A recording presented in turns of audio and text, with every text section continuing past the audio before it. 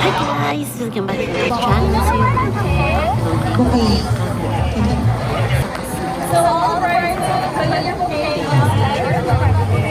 At ang kanyang partner na si Carolina, yes, ginanap ito sa California. So, ang saya-saya ng pamilya Pacquiao, lalo na itong si Mami D, na nandoon talaga sa kasal ng kanyang apo.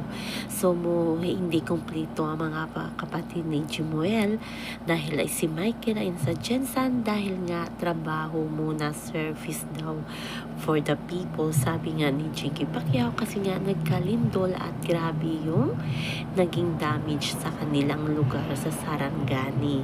Kaya hindi na pumunta itong kapatid ni Jimuel sa kanyang kasal. Andoon ang kanyang mga kapatid na babae na sina Queenie at si Princess. At alam naman natin na nag-trending itong si Queenie sa kanyang ukay-ukay serye, diba guys? Basta ang saya lang ng pamilya ni Jinky Pacquiao at Manny Pacquiao sa side ni Jinky at kay Manny Pacquiao. Yung binibless talaga sila kasi hindi nila pinapabayaan ang kanilang pamilya. Binibigyan nila ito ng importansya.